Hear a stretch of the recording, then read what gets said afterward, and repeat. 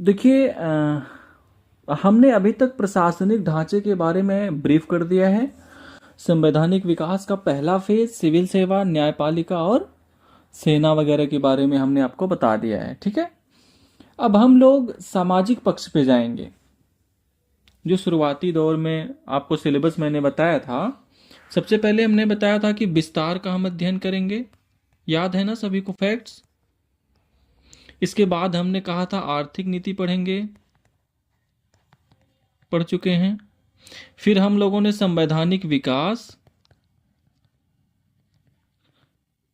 और प्रशासनिक ढांचा, पॉलिसी, हम बेसिकली अंग्रेजों की पॉलिसी की बात कर रहे हैं। ज़्यादातर नीतियों को शुरू के 100 वर्षों के आसपास ही रख रहे हैं। वहाँ तक चीज़ें बन गई हैं, बाद में केवल संशोधन होता रहेगा थोड़ा थोड़ा। ठीक है, इसी तरह से जब हम नीति की बात करते हैं, हम सामाजिक नीति की भी चर्चा होती है। देखो, आज कोई भी सरकार समाज के विभिन्न वर्गों का बहुत ध्यान रखती है। ठीक है ना, ये वेलफेयर गवर्नमेंट के तहत आता है। बट उस समय की जो सरकार थी दुनिया में, चाहे ब्रिटेन की सरकार हो या अमेरिका की, उस समय वेलफेयर गवर्नमेंट जैसी कोई बात नहीं होती थी। सामाजिक नीति में हमने क्या पढ़ना होता है? सामाजिक नीति में हमें दो चीज़ों का ध्यान रखना होता है। एक, शिक्षा के विकास के लिए क्या क्या कदम उठाया, ठीक है, और दूसरा कि समाज सुधार कानून बनाए गए थे अंग्रेजों के द्वारा।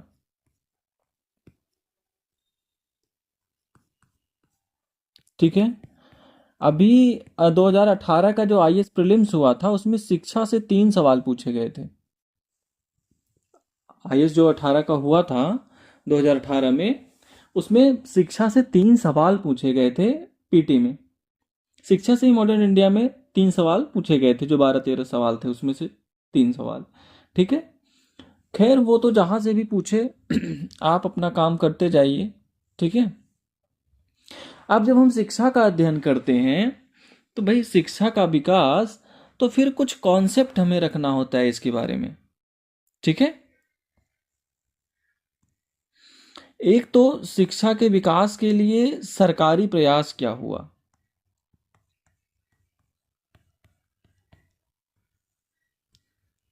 सरकारी प्रयास लगभग 200 वर्षों में अंग्रेजों ने क्या प्रयास किया। अंग्रेजों के प्रयास को भी हम दो भागों में बांट सकते हैं। एक 1757 से 1858, 1757 से 1858, और दूसरा 1858 से 1947। पहला फेज जो है पीटी और मेंस दोनों के लिए इंपॉर्टेंस रखता है। सेकेंड फेज जो है वो पीटी के लिए इंपॉर्टेंस रखता है। मैं बताऊंगा आपको वन बाय वन सरकार ने क्या प्रयास किया शिक्षा के विकास के लिए लगभग 200 वर्षों तक। ये दो भागों में बट जाएगा। पहला फेज आपका ज्यादा इंपॉर्टेंट होता है। ठीक है, फिर आपको दूसरी चीज जो है हमारे द्वारा प्रयास,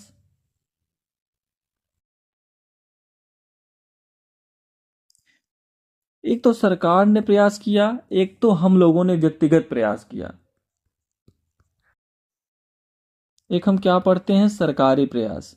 दो भागों में बांट करके पढ़ा जाता है उसको। पहला फेज अभी हम शुरू करेंगे, फिर दूसरा फेज। एक होता है हमारे द्वारा प्रयास, व्यक्तिगत सरकार ने। जैसे राजा राम मोहन राय ने कॉलेज की स्थापना किया, विद्यासागर हैं, सैयद अहमद खान हैं। ठीक है, जो रामकृष्ण मिशन है उसके बहुत सारे स्कूल स्टेब्लिश किए, आर्य समाज ने बहुत सारे स्कूल स्टेब्लिश किए। तो जो हमारे द्वारा क्या प्रयास किया गया, इसको हम पढ़ते हैं सामाजिक धार्मिक सुधार आंदोलन। ठीक है, लेकिन एक व्यू हमें यह रखना होता है कि शिक्षा का विकास 200 वर्षों में किस तरीके से हुआ। ठीक है, तो एक सरकार की भूमिका होगी, एक हमारी भूमिका होगी। इसी तरह से ईसाई मिशनरियों की भूमिका,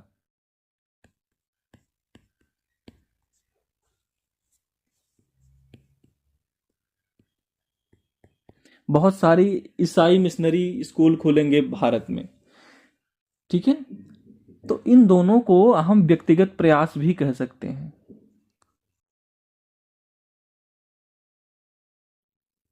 या हम गैर सरकारी प्रयास भी कह सकते हैं। ठीक है, इनकी भूमिका को हम व्यक्तिगत या गैर सरकारी प्रयास भी कह सकते हैं। ठीक है, तो पहले तो ऐसे देखा जाता है, इसका डिवीजन होता है। दूसरा, जब हम शिक्षा की बात करते हैं तो जो शिक्षा पद्धति आज हमारी है ये अंग्रेजों की देन है। ठीक है, हम जो पढ़ते हैं पढ़ाते हैं ये सब तौर तरीका अंग्रेजों ने शुरू किया। जो इतिहास की आप किताब पढ़ते हैं, चैप्टर है 1 2 3 क्रम से, काल क्रम के अनुसार, निरंतरता परिवर्तन के अनुसार, इस तरह के इतिहास लेखन की शुरुआत अंग्रेजों ने की है।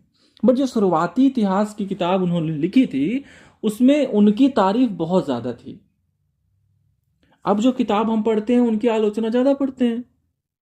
ठीक है, बट हम पढ़ते वैसे ही सिस्टम है, उसी सिस्टम में, उसी स्कूल का सिस्टम, कॉलेज का system, medical college, engineering college, महिलाओं को शिक्षा, ये सारा कंट्रीब्यूशन आगे पीछे करके उन्हें जाता है।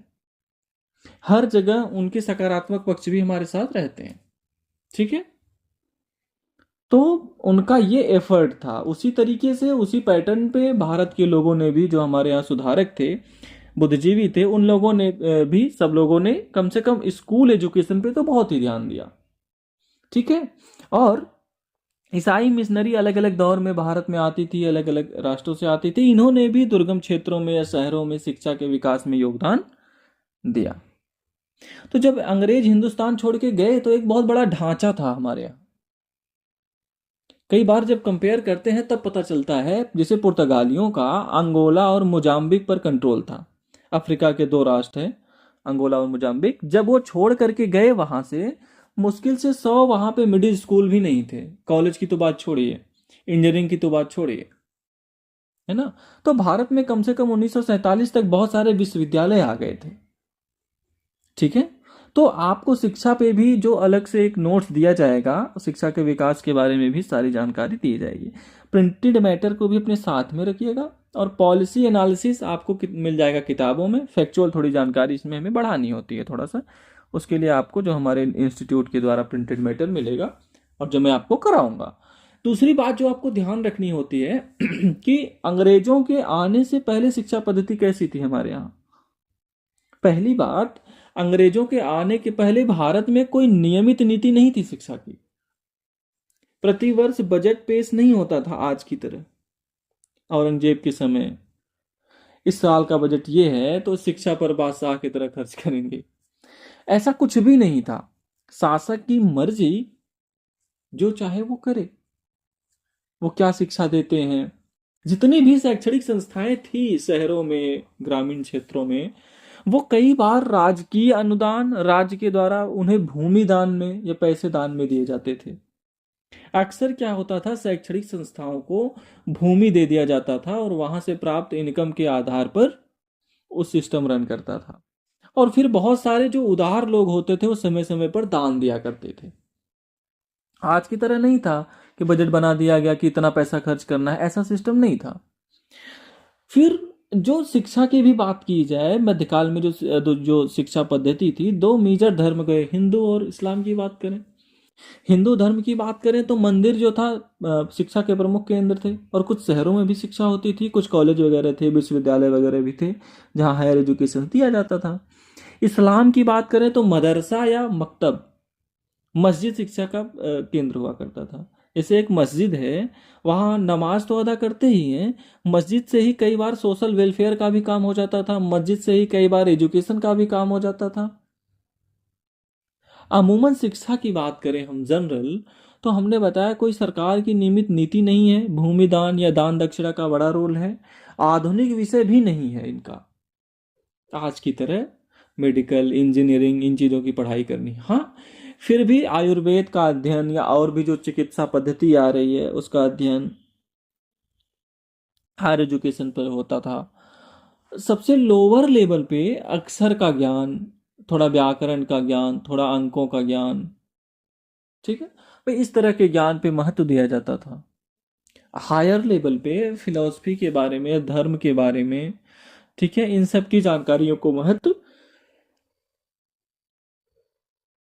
जैसे आज स्किल डेवलपमेंट के लिए एक अलग से मंत्रालय है, ऐसा उस समय ऐसा कुछ नहीं होता था। स्किल डेवलपमेंट जाति दर जाति, पीढ़ी दर पीढ़ी पास ऑन होती थी। कोई कपड़े का काम कर रहा है तो परिवार का सबको लोग जो है कपड़े का ही काम करेंगे, बुनकर का काम करेंगे। कोई लोहे का काम कर रहा है तो ऐसे चलता था। तो तकनीकी शिक्षा क्या होता था, श्रेणी गिल्ड के द्वारा और जाति व्यवस्था या परंपराओं के द्वारा एक पीढ़ी से दूसरी पीढ़ी में हस्तांतरित होते थे। प्राथमिक स्तर पे हमने बताया कि अंक के बारे में थोड़ा ज्ञान, भाषा का ज्ञान, व्याकरण का ज्ञान, धर्म की कुछ व्यवहारिक बातें। उच्च शिक्षा पे धर्म, दर्शन, आयुर्वेद और भी जब हिंदू शिक्षा पद्धति थी प्राचीन काल में, तो इसके अलावा कला वगैरह पे भी बहुत महत्व दिया गया था उस दौर में। ठीक है, वो सब शिक्षा पद्धति का था। अंग्रेजों के आने के बाद क्या होगा, अंग्रेजों ने जैसे जैसे भारतीय राज्यों को जीतना शुरू किया, रेवेन्यू को जीतना कब्जा शुरू किया, वहां की जो शिक्षा पद्धति थी, या तो कोई जमींदार या तो कोई बड़ा व्यापारी या कोई शासक जो दान देता था, लगभग दान दक्षिणा में बहुत तेजी से गया वो टाइम। तो अंग्रेजों ने अपनी तरफ से कुछ विकास नहीं किया, जो पैसे मिलते थे वो मिलना बंद हो गए। स्वदेशी शिक्षा चली आ रही थी हमारी। दूसरा क्या हुआ, तो 1844 में 1844 में अंग्रेजों ने कानून बना दिया। ठीक है, कि भाई सरकारी नौकरी उसे ही मिलेगी जिसे अंग्रेजी का ज्ञान होगा। एक बार जब नौकरी से किसी चीज को जोड़ देते हैं तो फिर फारसी, अरबी, संस्कृत या हिंदी पढ़ने का क्या फायदा, जब नौकरी के लिए अंग्रेजी का ज्ञान जरूरी है। तो ब्रिटिश शासन काल में आर्थिक कारणों से, राजनीतिक कारणों से और भी कारणों से स्वदेशी शिक्षा का नुकसान, पतन हुआ। पतन होना कई मामलों में सकारात्मक भी है। यदि बदलाव करना है, बदलना है, ठीक है, लेकिन एक होता है कि भाई पतन, आपने पैसा तो रख लिया तो दूसरा विकल्प आपने नहीं दिया।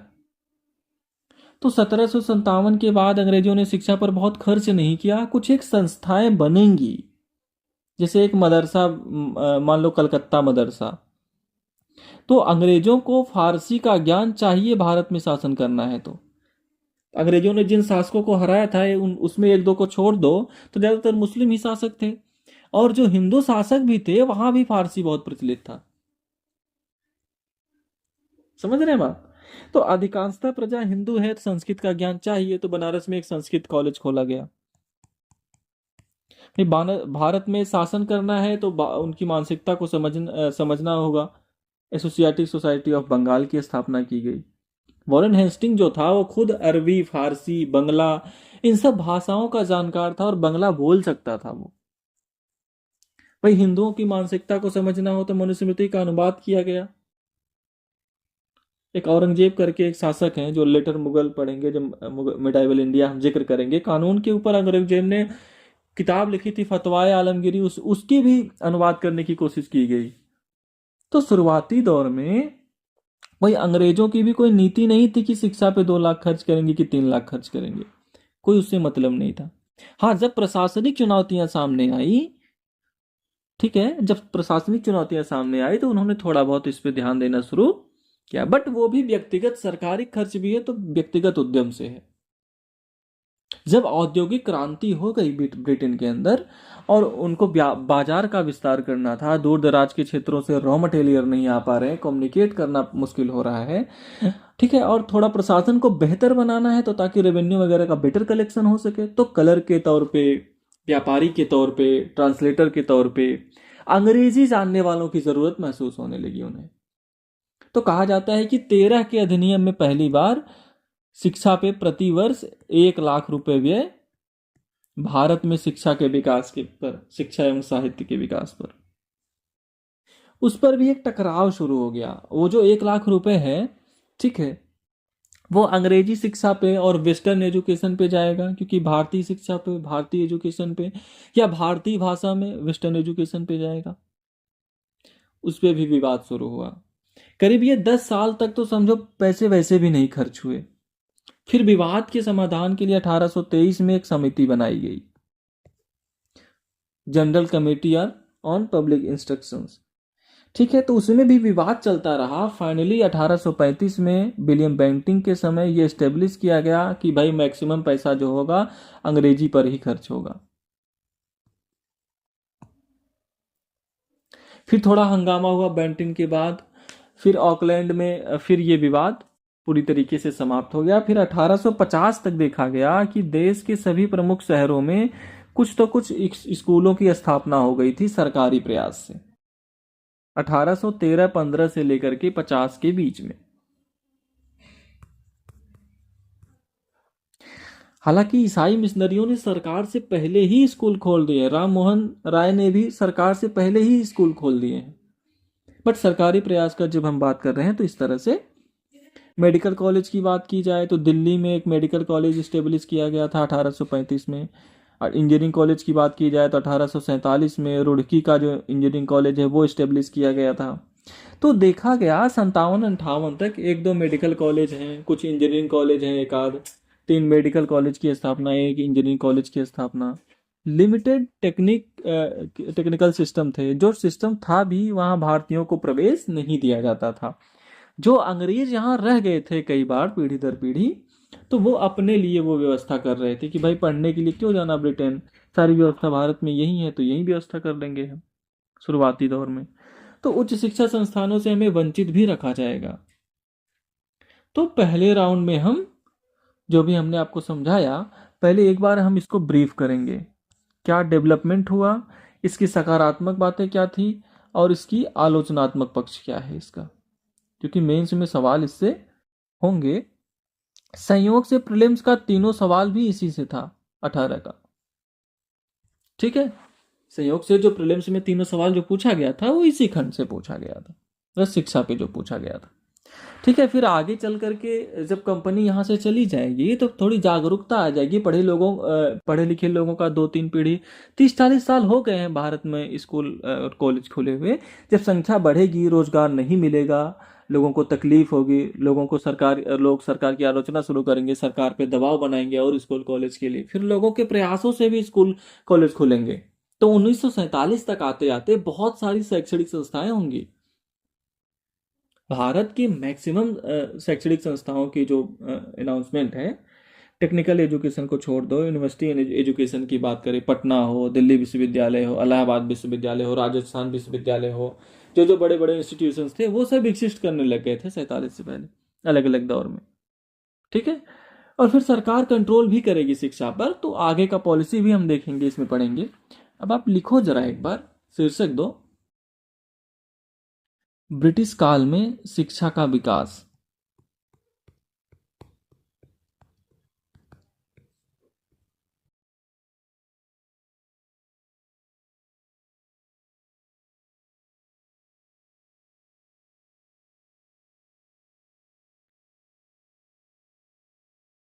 ब्रैकेट में लिख लो कंपनी के शासनकाल में।